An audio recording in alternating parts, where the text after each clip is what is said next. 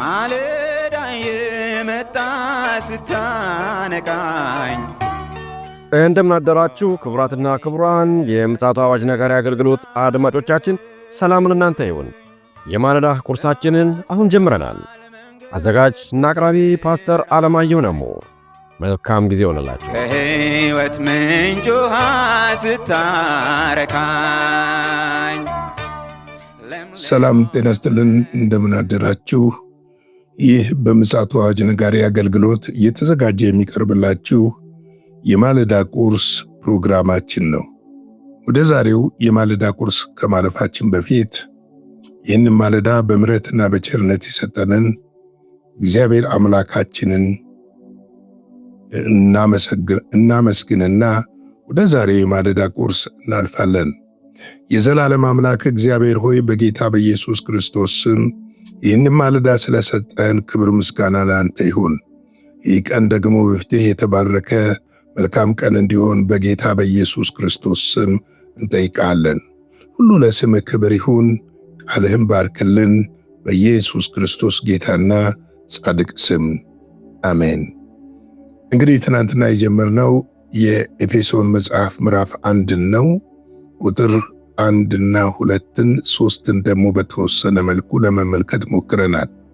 በተለይም 1 እና 2 ስለ ሰላምታ ነበር የተናገረው።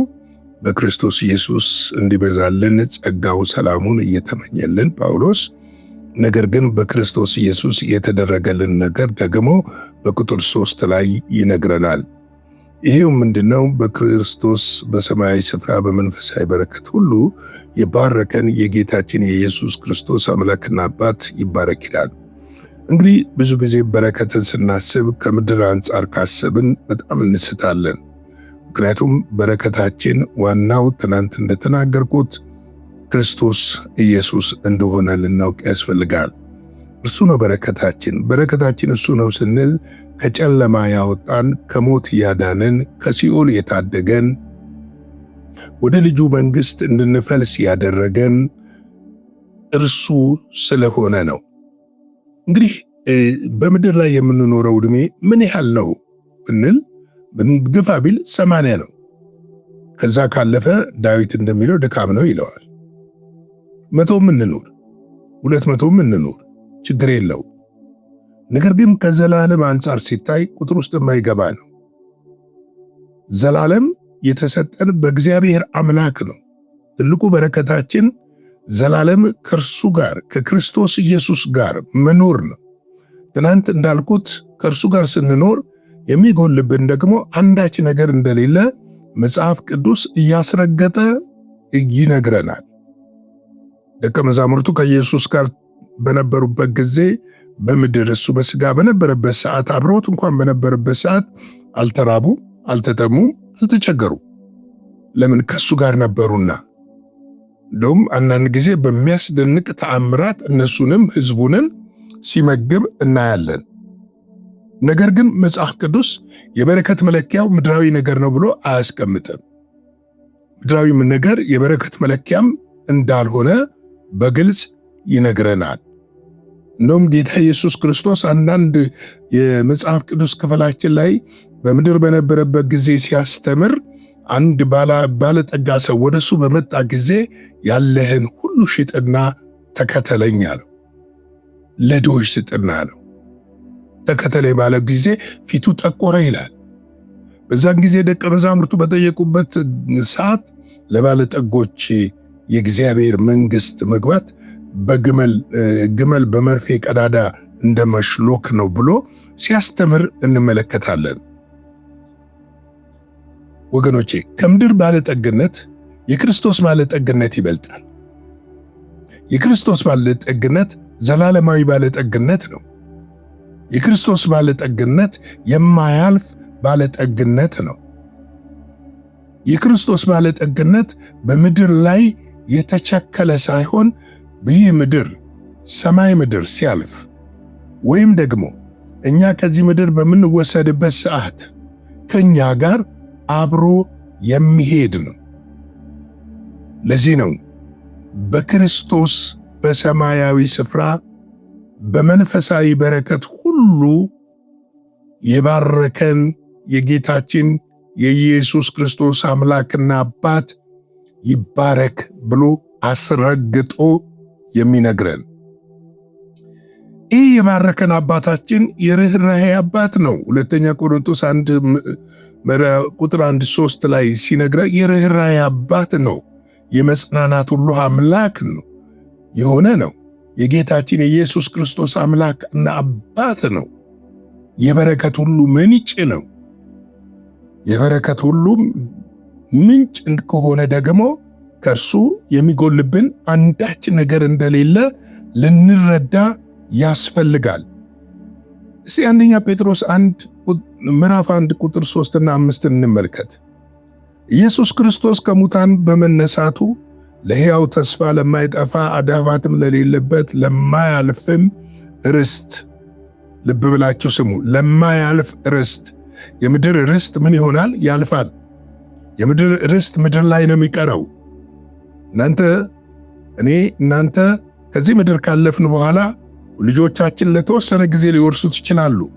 ወይም ደግሞ ኢየሱስ ክርስቶስ መጥቶ በምንነጠቅበት ሰዓት ሁሉን ነገር ትተነው እንሄዳለን። በጣም አንድ የሚገርመኝን ነገር ልንገራችሁ።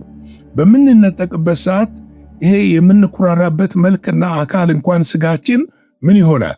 ይቀየራል። በፍጹም ይለወጣል። በፍጹም ይቀየራል። ስለዚህ እንደሚቀየር ደግሞ ልናውቅና ልንረዳ ያስፈልጋል። ምክንያቱም እግዚአብሔር ለ80 ዓመት አላጨንም፣ ለምድር 100 ዓመት አይደለም ያላጨንም። ለዚህ እኮ ነው ስጡ በልግስና የሚሰጥ ሁሉ ይሰጠዋል የሚለው። አንዳች ነገር ይዘን ልንሄድ እንደማንችል በደንብ ራሳችንን ልናሳምን ያስፈልጋል።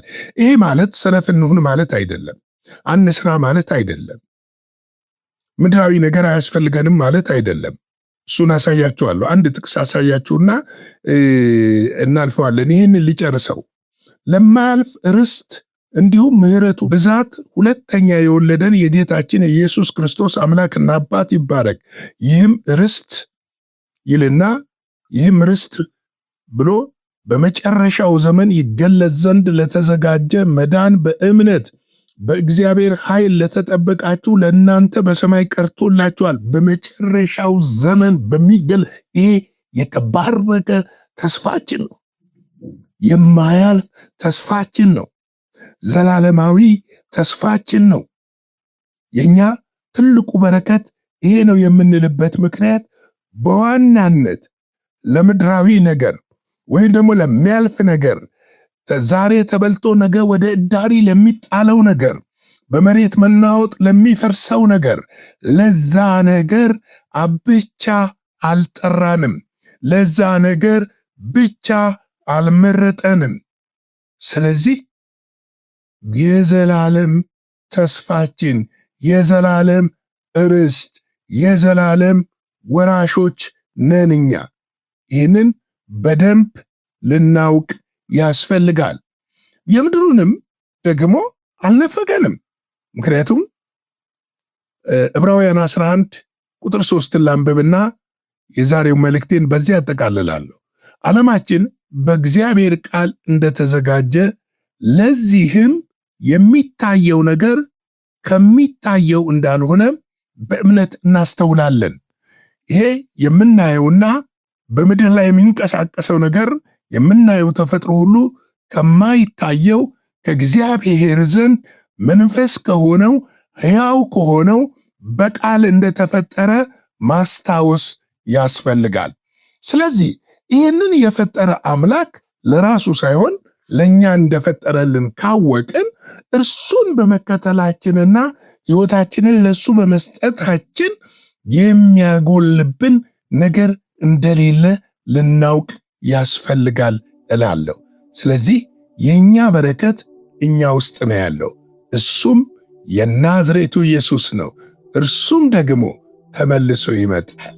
እንደተናገረው ደግሞ ወደ ዘላለም ርስታችን፣ ወደ ዘላለም በረከቶቻችን ያስገባናል እላለሁ።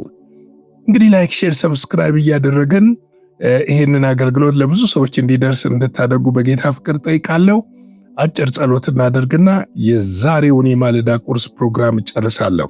የዘላለም አምላክ እግዚአብሔር ሆይ ስለዚህ ማለዳ አመሰግንሃለሁ። ስለ ምሕረትህ፣ ስለ ቸርነትህ፣ ስለ በጎነትህ ክብር ምስጋና ለአንተ ይሁን። በነገር ሁሉ ስለረዳን፣ ስላገዝከን፣ ስለደገፍከን፣ አቅም ስለሆንከን፣ ጉልበት ስለሆንከን እናመሰግንሃለን። በሕይወታችን ውስጥ ያለ የማትናወጥ ዘላለማዊ በረከታችን ስለሆንክ እናመሰግንሃለን። ለዘላለም ርስታችን ልታደርሰን ዋስትና የሰጠህን እንደተናገርከው እመጣለሁ ከኔም ጋር ትኖራላችሁ በዛ መኖሪያ ለእናንተ አዘጋጃለሁ ብለህ የነገርከን የሰማይ አምላክ እግዚአብሔር ሆይ አንተ በዛ ደግሞ ለዘላለም ርስትህን ስላዘጋጀህልን እናመሰግንሃለን፣ እናከብራለን፣ ከፍ እናደርጋለን። ክብር ምስጋና ለአንተ ይሁን። ተባረክ፣ ከፍ በል። የሰማይ አምላክ እግዚአብሔር ሆይ ክብር ምስጋና ለአንተ እንሰጣለን። ሁሉ ለስምህ ክብር ይሁን። ስለ ሁሉ ነገር ተመስገን፣ ከፍ በል። ይህንን ቀን ባርክልን፣ በደም ሸፍነን፣ ከክፉ ሁሉ ጠብቀን። በምትወደው ልጅህ በኢየሱስ ክርስቶስ ስም አሜን። በነበረን የመልእክት ክፍለ ጊዜ እንደተባረካችሁ ተስፋ እናደርጋለን። በነገው ማለዳ በሌላ ዝግጅት እንገናኛለን። መልካም ቀን።